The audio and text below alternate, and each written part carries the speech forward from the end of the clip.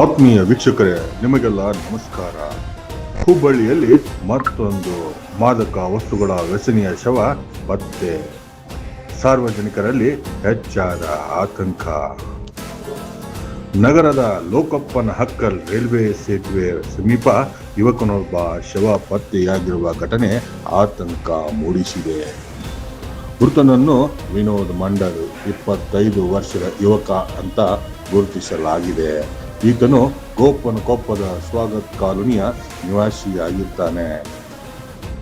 ಅಶೋಕ್ ನಗರದ ಪೊಲೀಸ್ ಠಾಣೆ ವ್ಯಾಪ್ತಿಯ ರೈಲ್ವೆ ಹಳಿ ಪಕ್ಕದಲ್ಲಿ ಶವ ಪತ್ತೆಯಾಗಿದ್ದು, ಮಾಹಿತಿ ತಿಳಿದ ತಕ್ಷಣ ಸ್ಥಳಕ್ಕೆ ಅಶೋಕ್ ನಗರ ಠಾಣೆ ಪೊಲೀಸರು ಹಾಗೂ ಬೆರಳಚ್ಚು ತಜ್ಞರು ಭೇಟಿ ನೀಡಿ ಪರಿಶೀಲನೆ ನಡೆಸಿದರು. ಬಳಿಕ ಮೃತದೇಹವನ್ನು ಮರಣೋತ್ತರ ಪರೀಕ್ಷೆಗಾಗಿ ಕಿಮ್ಸ್ ಶವಾಗಾರಕ್ಕೆ ರವಾನೆಯನ್ನು ಕೂಡ ಮಾಡಿದರು. ಪ್ರಾಥಮಿಕ ಮಾಹಿತಿಯಂತೆ ಸುಮಾರು 1 ತಿಂಗಳ ಹಿಂದೆ ಪತ್ನಿಯೊಂದಿಗೆ ಕುಟುಂಬ ಕಲಹ ಉಂಟಾಗಿದ್ದ ಪತ್ನಿ ಮನೆ ಬಿಟ್ಟು ಹೋಗಿದ್ದು. ಮೃತನಿಗೆ ಒಂದು ಮಗು ಕೂಡ ಇದೆ.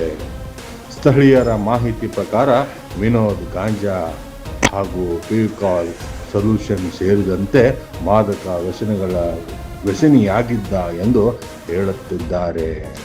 ಘಟನೆ ರೈಲ್ವೆ ಟ್ರ್ಯಾಕ್ ಬಳಿ ಕೆಲವು ಮಾದಕ ವಸ್ತುಗಳು ಕೂಡ ಪತ್ತೆಯಾಗಿವೆ. ಸಾವಿಗೆ ನಿಖರ ಕಾರಣ ಮರಣೋತ್ತರ ಪರೀಕ್ಷೆ ಹಾಗೂ ಪೊಲೀಸರ ತನಿಖೆಯ ಬಳಿಕವೇ ತಿಳಿದು ಬರಬೇಕಾಗಿದೆ. ಈ ಘಟನೆ ಮತ್ತೊಮ್ಮೆ ಯುವ ಸಮುದಾಯದಲ್ಲಿ ಹೆಚ್ಚುತ್ತಿರುವ ಮಾದಕ ವ್ಯಸನದ ಅಪಾಯವನ್ನು ಎತ್ತಿ ತೋರಿಸುತ್ತಿದೆ ಅಲ್ವಾ. ರೈಲ್ವೆ ಟ್ರ್ಯಾಕ್ ಸುತ್ತಮುತ್ತ ಮಾದಕ ವಸ್ತುಗಳ ಬಳಕೆ ಹೆಚ್ಚುತ್ತಿರುವ ಬಗ್ಗೆ ಸಾರ್ವಜನಿಕರು ನೋವನ್ನು ವ್ಯಕ್ತಪಡಿಸಿದ್ದಾರೆ.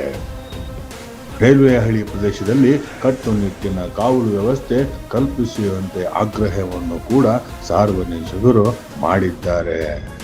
ಇದಲ್ಲದೆ ಮಾದಕ ವಸ್ತುಗಳ ಜಾಲವನ್ನು ಮುಟ್ಟು ಹಾಕಲು ಹಾಗೂ ವ್ಯಸನಿಗಳ ಮೇಲೆ ಪೊಲೀಸ್ ಇಲಾಖೆ ವಿಶೇಷ ನಿಗಾ ವಹಿಸಿ ಕಠಿಣ ಕ್ರಮ ಕೈಗೊಳ್ಳಬೇಕೆಂದು ಸಾರ್ವಜನಿಕರು ಒತ್ತಾಯಿಸಿದ್ದಾರೆ.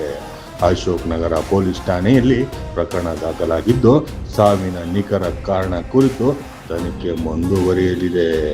ಕ್ಯಾಮರಾಮ್ಯಾನ್ ಶಿವ ಜೊತೆಗೆ ಶಶಿಕಾಂತ್ ಗುರವರ್, ಪಬ್ಲಿಕ್ 5 ಹುಬ್ಬಳ್ಳಿ.